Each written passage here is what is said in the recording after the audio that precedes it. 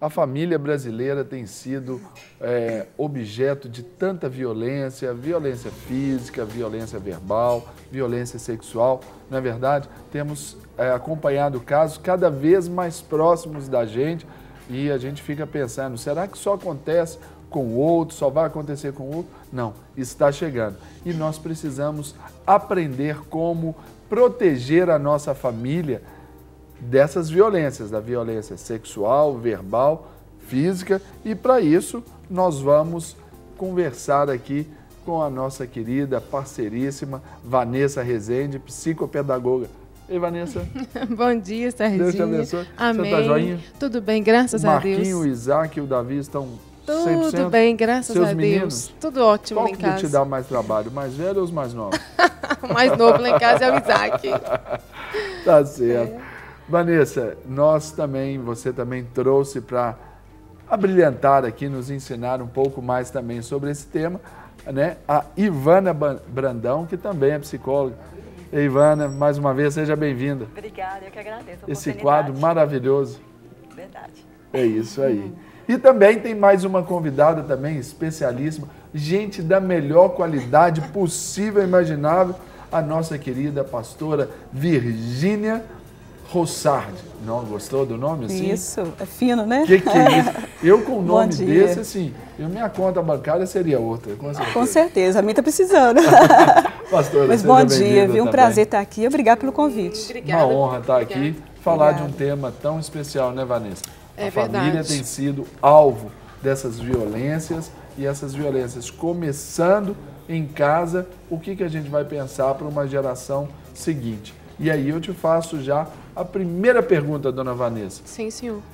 A infância, há 20, 30 anos atrás, era diferente. A gente tinha algumas liberdades ali que hoje não temos. A infância está deixando de existir, Vanessa? Serginho, a infância está deixando de existir, mas eu queria só acrescentar mais uma coisa nessa pergunta. Hoje, antes de a gente começar o quadro, estava conversando com a Ivana, que é a pastora Virgínia, e assim, um recadinho para nós que somos crentes, né, Serginho? Nós, enquanto igreja, nós precisamos de nos levantar, de abrir os nossos olhos, nossos ouvidos e ir contra tudo que o inimigo tem tentado contra as nossas famílias dentro da nossa própria igreja. Então, esse quadro foi feito para você também, papai e mamãe, que conhece a Jesus. Fique com seus ouvidos abertos, Serginho, porque Deus, Ele usa a própria igreja para curar a nossa sociedade. Então, nós precisamos ser restaurados e termos conhecimentos para ajudarmos as nossas crianças a serem realmente crianças e ocupar o lugar determinado por Deus na fase de desenvolvimento dela. E o que a gente percebe, né, gente, é que a criança ela tem perdido esse espaço, porque hoje a sociedade ela mudou demais, né, Serginho? Hoje são as músicas, que é tão diferente da época quando nós éramos crianças, é a internet, a televisão, os meios de comunicação, como que eles têm infiltrado dentro da nossa casa. As atividades proporcionadas às crianças, né, Vanessa? Antigamente, no Natal, no nosso aniversário, a gente ganhava uma bola, uma boneca. Hoje você ganha um tablet, a criança tem livre acesso à internet e a gente sabe que ali poucas coisas vai ter para enriquecer a fase que ela está vivendo. Então, ela tem acesso à pornografia, a músicas, a tantas coisas, né, que ela não deveria e nenhum adulto deveria estar tendo acesso. Então, a infância ela está se perdendo. São as roupas. Hoje, as crianças se vestem como adultos. A linguagem delas está completamente diferenciada. Então, que nós não deixemos o mundo infiltrado dentro da nossa casa, tomemos posição indo contra aquilo que não é referência para as nossas crianças. E vamos deixar eles ser crianças. A palavra de Deus diz que Jesus disse assim, vinde a minhas criancinhas, porque delas é o reino de Deus. Então, as crianças têm que vir a nós, e para que nós possamos ensinar para elas o que é verdadeiro, o que é honesto, os princípios da palavra de Deus, para que elas aprendam a agir diferente, né, Serginho, diante da sociedade. Verdade. Eu quero perguntar para a pastora Virgínia, diante dessa mudança aí que nós estamos falando, dessa adultização aí das crianças, como que a senhora vê esse processo hoje dentro da igreja, quando as crianças chegam lá no cuidado, ali no ensino para elas? Fala a sua posição de pastora. Bom, hoje a gente está encontrando a barreira porque elas não querem ser chamadas de criança. Já começa aí, porque já se sentem adultas, né? E, conforme eu estou falando aqui, elas trazem uma bagagem já de tanta informação. E a gente costuma falar que nós estamos vivendo uma geração do micro-ondas, né? Geração micro-ondas, porque querem tudo rápido, a informação muito rápido. E, infelizmente, a informação que chegam para elas muitas vezes erradas. Então, para a gente trazer hoje a palavra de Deus, além, é claro, da unção, mas também nós temos que trazer toda uma estratégia para chegar até essa criança e conquistar ela, né? Trazer ela para as coisas de Deus. Por quê? Hoje é muito fácil, os atrativos hoje do mundo está muito fácil para atrair ela para outras coisas, né? Outras atividades. Então, quando chega dentro da igreja, não querem simplesmente só sentar para ler a Bíblia, né? Para escutar uma historinha, mas o que mais? Eu já pergunto, mas o que mais que tem? Então, assim, aquilo que a gente tem que trazer hoje, temos que buscar mesmo de Deus e, Senhor, como é que eu posso agora trazer para essa geração? Que é tudo muito rápido. Uma inovação, estratégias a criatividade, novas. Tudo isso tem que pesar para o líder infantil ali, para o professor, por que não, né? Para um líder ali de crianças, ele precisa buscar essas estratégias para chamar a atenção, porque essas questões do tablet, as questões da adolescência estão chamando a atenção muito precocemente. Muito Aí eu forte. pergunto para a Ivana aqui agora, como psicóloga, nós pais, os adultos, nós temos responsabilidade? Qual é essa responsabilidade e o que podemos fazer em relação a esse comportamento de adulto dessa criança? Olha, baseado na palavra de Deus, Deus nos instituiu como pais e mães. Então, nós temos a responsabilidade e autoridade sobre os nossos filhos e para orientá-los. Então, eu penso assim, a gente tem que orientar, ter o conhecimento para poder orientar as crianças como que você deve agir. Por quê? Igual a pastora falou, hoje você tem que quase que seduzir uma criança para ela vir para a escola dominical. Você tem que, pastor, tem que criar artifícios, coisa que chama bastante atenção. Então, como pais e mães, nós temos que orientar, nós temos que mostrar o que é certo, o que é errado, o que o mundo está trazendo se pode chamar de bom, e o que a palavra de Deus tem de melhor e por quê. Então, eu acho que diante de Deus, nós temos essa responsabilidade, sim, nós temos essa autoridade que foi dada a nós. É o pai cumprir o papel de pai, a mãe de mãe e ponto final. E ponto final. Serginho, isso que a Ivana está falando, a gente tem falado muito aqui no quadro a respeito dos pais se colocar no lugar que Deus colocou, que é de autoridade. Não ter medo de exercer o seu papel, de ensinar o que é certo, ensinar o que é errado. Só que muitas vezes os próprios pais têm dúvidas. Eles estão perdidos no meio disso tudo. Aí entra o papel da igreja para ensinar, para ajudar, para alertar. Porque, na verdade, as famílias, elas vão para serem... as pessoas formam a família só pelo casamento. Mas, às vezes, não se preparam para serem pais. Verdade. Não é verdade, Vanessa? É verdade. Muitas vezes a gente escuta casos assim, eu engravidei, não estava esperando, eu não queria hoje, agora não estava esperando, mas Deus nos capacita. O interessante é que hoje você é pai, você é mãe. E se prepare, leia bons livros. A nossa igreja oferece cursos, não oferece, Serginho? Curso de pais grávidos, curso, escola de pais. Alguns gratuitos.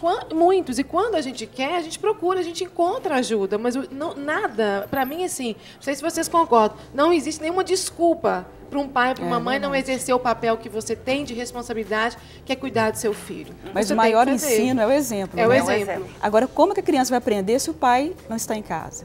A ausência dos pais hoje tem levado muita criança a procurar outras coisas, muitas vezes na internet. Né? E uma pergunta que chega agora da Evelyn aqui de Belo Horizonte, ela diz assim, que ela vai chamar a atenção da criança e o marido desautoriza a essa esposa na frente da criança e a filha já está perdendo aquele respeito por ela. Então ela quer saber o que fazer neste caso. Posso falar? Depois você fala também? Você pode falar.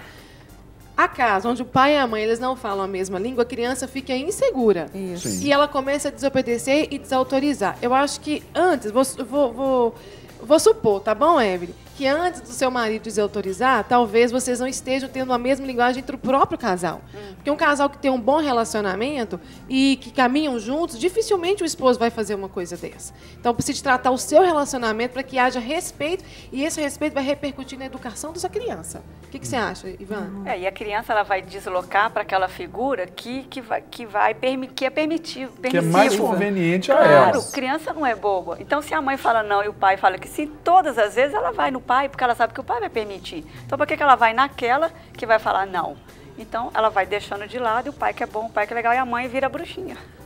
Verdade. Agora, pastora Virgínia, uma pergunta recorrente, como a Ivana falou, que agora temos que seduzir as crianças para irem para a escola bíblica dominical, não é? E no sentido da proteção, quando é que o pai já deve levar essa criança a essa escola? Foge talvez um pouquinho do tema, mas eu acho que é importante saber que o pai precisa exercer essa autoridade. Com certeza. Quando? A partir de quando? Desde o momento que nasce, do berçário. Verdade. Já começa no berçário, porque se a criança não acostumar lá no bercinho, né, outras pessoas cuidando Uma dela. outra pessoa cuidando. E também o pai ter confiança, que geralmente o que acontece, os pais não têm confiança de deixar. E vai esperando, deixando crescer. Agora a criança que está dentro do culto, assistindo o culto pastor, ela não vai ficar quieta. Porque o culto não é para ela, não está preparado para ela. A linguagem não é Então pra ela. os pais levam alguma coisinha, ou toda hora está chamando atenção. Que a criança queira ficar no culto, não é para Não é ela, pra porque ela. ela precisa de um fator importante ali no seu desenvolvimento emocional, que é a socialização. Ela precisa de outras crianças. E a linguagem aprender a também, realidade. se E a apropriar. linguagem da né? palavra, do pastor, não Isso. alcança a criança. Mas já aconteceu Só um comigo exemplo aqui. uma questão também assim, uma criança claro. chegou, ela não queria entrar para a salinha da escola dominical. E ela chorava. E a gente foi conversar com essa criança, o que a gente começou a entender? Porque tem essa interação também. Nós entendemos o seguinte, ela não queria entrar, não é porque não gostava, não é porque não queria, por quê? A semana toda ficava sem os pais. Quando chegar o final de semana, ela queria ficar com os pais. Então o que a gente fez? Mamãe entra um pouquinho, fica com ela, né? Até ela se acostumar e depois você vai para o seu culto. O casal perde ali uma, ou duas, ou três, 4 reuniões que sejam, né? Ali que eles perderão, acompanhando a criança. Fica ali, fica na salinha com ela, depois fica um pouquinho, sai um pouquinho, vai tomar água, se ausenta um pouquinho, até um dia que a criança não vai nem olhar para trás e dar tchau. Verdade. É o que é a experiência. Por exemplo, eu vejo de um casal que nos foi apresentado há algum tempo atrás, né? De uma situação onde a criança ela já está com mais de 2 anos, já está indo para 2 anos, parece, e até hoje ela não foi apresentada ao Senhor. Por quê? Porque na hora que vai em colo de outra pessoa, ela chora desesperadamente. Então, quer dizer, é uma dependência, né, complicada. Agora, voltando aqui, Vanessa, à questão da proteção às nossas crianças, né, dessa situação aí, contra a adultização dela, vários são os fatores que podem colaborar para que essa criança, né, ela perca a sua infância. Fale para a gente um pouquinho mais sobre quais sejam esses fatores, Vanessa. Bom, hoje, quando eu convidei Ivânia, pastora, porque elas trabalham na igreja, Só fera, né? só fera, No Ministério Espaço Criança Protegida. E nós vamos aqui juntas, Serginho, abordar sobre quais os tipos de abuso que uma criança pode sofrer. Que é o abuso sexual, isso tem sido muito falado na mídia, né? O abuso emocional, o abuso, a questão do abandono e o físico. São os 4 que mais, assim, são vários e fatores. O verbal também. Verbal, que vai estar relacionado ao emocional, são as palavras. São vários os fatores e a negligência, que seria o abandono, Isso. que leva uma criança a perder a infância. Mas a gente quer hoje enfatizar esses 4 para que você aprenda e você tenha na sua mão meios, né, para proteger a sua criança. Então a gente pode começar falando sobre o abuso sexual, o que é, né, Serginho, são as causas. Vamos a ele. Abuso emocional, abuso sexual, pastor. A senhora que está lidando agora diretamente com essa matéria, Isso. o que é esse abuso, como prevenir esse abuso e o que fazer detectando ou suspeitando desse abuso sexual? O abuso sexual geralmente acontece, o abusador ou o pedófilo, né? A intenção é ele coagir a criança por meio do sexo, porque ele quer uma gratificação. Né? De certa forma gera um prazer, gera uma gratificação para ele. E ele não olha a idade, as consequências, ele pensa nele Ele mesmo. não olha a idade e nem o nível de parentesco. Isso, nem o nível de parentesco. Porque acontece Muitas de pai vezes para filho, dentro de filha, família. tio para filho, filha, irmão para irmã. Isso, A maioria de casos que a gente vê hoje é intrafamiliar, o abuso. Que é muito mais sério, porque quando a criança vai falar e contar, as pessoas que estão ao redor dela, principalmente os pais, eles não acreditam. Né? E não acreditam que aquilo está acontecendo. Sexual não quer dizer necessariamente, pastor, quando há a consumação total do ato. Nem sempre acontece a consumação. Pode ser ali só aquele uma carícia, molestando, um toque. uma carícia. Tem pessoas que acham que isso não é abuso sexual, ele só pediu para ver. E são orientadas. Né? Eu estou falando isso porque nesta semana que se passou, eu atendi um caso gravíssimo nesse nível de um pai para com uma filha, mas não houve, por exemplo, na filha, o rompimento do ímen. Então alguém orientou a mãe e falou, olha, não houve rompimento do ímen, então não é considerado abuso. Mentira. O que é uma mentira. Mentira. Mentira. Não é isso, pastor? Isso mesmo, porque o abuso, também foi falado, pode ser abuso visual. Isso. Sim. Porque tem abusadores que sentem prazer só de despir na frente da criança e de mostrar os órgãos De genitais. despir-se e Despir-se, também ver ver, despir. ver a criança despindo. Ô, pastora Virgínia e Serginho, por isso que é tão importante, gente, os pais terem diálogo com os filhos. Com Porque certeza. o pai que é muito bravo, aquela mãe que está sempre cobrando, oprimindo o filho, quando acontecer, Deus nos livre e guarde, né, gente, uma situação dessa, a criança não vai ter coragem de contar. E nós precisamos de criar um ambiente em casa de amizade, onde os filhos confiem e contem para nós se porventura vier acontecer alguma coisa. Olha, Aí, até uma revista Playboy que um pai assiste, se deixar em cima de uma mesa num local que a criança pode ter acesso, é abuso. Um DVD de pornografia que ficou lá em cima Na verdade, é considerado uma violência mas sexual. uma violência, esse abuso que aí já se torna visual, quando talvez uma criança presencia a intimidade dos pais. Também. Não é? Com certeza. Porque às vezes a gente está vivendo essa banalização, e eu também já atendi situações assim, onde a família toda se trocava na frente de todo mundo, sem qualquer nível assim, desse pudor de guardar. Aí até que um dia o filho mais velho, aí uma criança na época de aproximadamente 10 para 11 anos, no meio da sala, bateu o sinal, ele foi, abaixou o seu short, trocou de short, ficou de cueca na frente das meninas todas, como sendo a coisa mais natural do mundo. Mas aí acontece a erotização precoce. Sim. Porque a criança não está preparada para isso, né? E principalmente a questão mesmo de carinho, porque a criança, ela entende o carinho afetivo, não o carinho erótico. Entendi. E muitas vezes o abusador ele faz com que a criança confunda uma coisa Isso, com a outra. A criança pensa que é um carinho afetivo e acaba nem contando para os pais até Isso. que ela percebe que foi abusada. Porque é tão sutil, porque não é com violência, não são todos os casos que são com violência. Então vai com amor. Te dou presente, eu te dou Conquista, isso, né? eu te favoreço nisso. Então o que a criança Isso é o vê? lado, vamos dizer, se pode dizer que é o lado bom, né, Ivan? Seria o lado bom, mas tem um lado ruim ou pior dessa história, que é a ameaça. Se você falar, eu acabo com você, eu mato sua mãe, eu mato não Mas sei aqui, quem. Serginho, aí entra mais uma vez a importância dos pais darem tempo para o filho para dar carinho, dar afeto, dar amor. Isso. Porque se ele já tem o carinho, ele já é preenchido nessa área da vida dele, ele não vai querer trocar uma carícia por um presente, uma carícia, se deixar ele já permitir, tem. porque ele já tem. Mas o abusador, ele procura justamente isso. As Criança crianças carente, vulneráveis. baixa autoestima, e aí ele vai seduzindo, né? Até conseguir o que ele realmente Agora, procura. Ivana, vamos falar sobre esse abuso emocional. Porque estamos falando dessa estabilidade no lar aí, dessa afinidade do pai e da mãe. Fala pra gente sobre o abuso emocional. Olha, ele é um padrão de comportamento que vem de pais ou de cuidadores, né, mas que interfere no desenvolvimento emocional, psicológico, na social. Então a criança passa a ter comportamentos que não é próprio para uma criança. Então ela começa a desencadear certos tipos de comportamento. A diferenciado. rebeldia. Mas, por exemplo, o que seria esse abuso emocional? Por exemplo, Ivana, vamos falar para o pessoal que está assistindo. Aquele pai que tem palavras duras, que desmerece seu filho. Você não vai dar em nada, você é um incompetente, está abusando, trazendo transtorno emocional para ele, que rejeita. Hoje eu não quero que você fique perto de mim. E aquela coisa assim que às vezes até sem querer a gente fala. Ele faz aquilo que você pediu, nossa, é óbvio. Se não faz, você é feio. Não gostei de você. Você é feio agora. Não, o que você fez foi muito feio, eu não gostei. Então ela começa a entender, peraí, se eu faço, eu só aceito. Se eu não faço, eu sou feio. Mas lá fora, ele pode fazer feio ou bonito, que quem já está de olho abusador vai atrair Acolher essa do criança. mesmo Mas jeito. tem que saber, E tem um né? abuso espiritual, né, pastora? Se a gente for olhar. Quando Verdade. fala assim, ó, Deus vai te castigar porque o que você fez Emocional, fake. Serginho. Isso, não, pois é, mas eu entrando nisso aí, porque eu lembrei, porque Deus vai te castigar. Coloca essa Verdade. figura.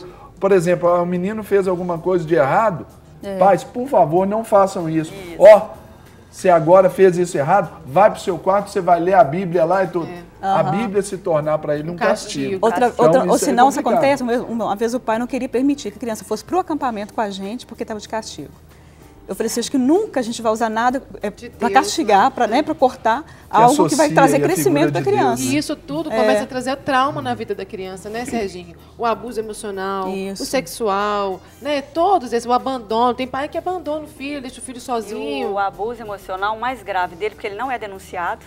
Ele é uma coisa que não está no físico, ele está Velado, na né? alma, então ele não é explícito, mas ele vem acompanhado do abuso físico e do abuso sexual Eu e da li negligência. Isso aí decorre também em outras circunstâncias. Em que, Vanessa? No desenvolvimento da criança aí. Quando a criança por sofre exemplo, abusos? Esses abusos, por exemplo, e principalmente esse emocional que vamos dizer assim, não é aparente. Né? Não tem uma evidência física, por Serginho. exemplo. Aí o que acontece com a criança?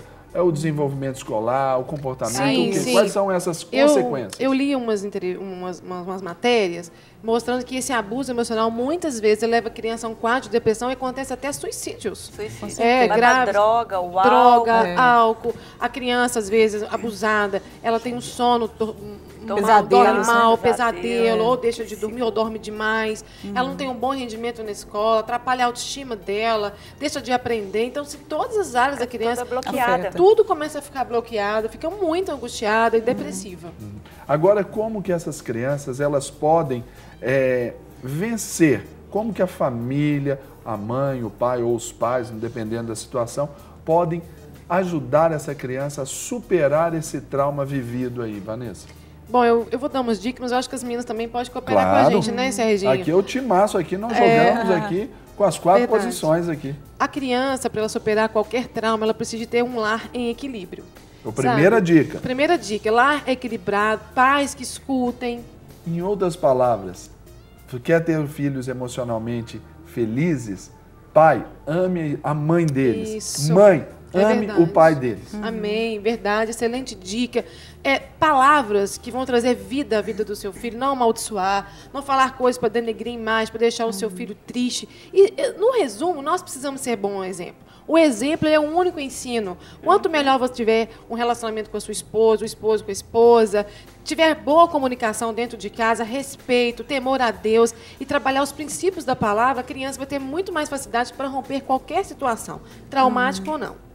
Exatamente. Pode falar também. vai. Eu acho, isso que a Vanessa colocou, ela usa um termo que eu acho bastante interessante, a tal da língua pesada. E muitas vezes as mães, assim, no momento de angústia, no momento de aflição, passando por uma situação difícil, acaba que ela fala coisas pesadas para a criança. Então, quando um pai, uma mãe, fala alguma palavra para uma criança, vem com uma outra conotação, tem um outro sentido. Às vezes o da rua fala, não pesa tanto, mas quando é pai e a mãe, ela para e pensa e começa a absorver e assimilar aquilo que foi falado. Então, esse é o grande perigo. É verdade. Eu vejo assim, se aconteceu situação, por exemplo, aconteceu situação de abuso, então tratar com a sua família no sentido assim, trabalhar a resiliência.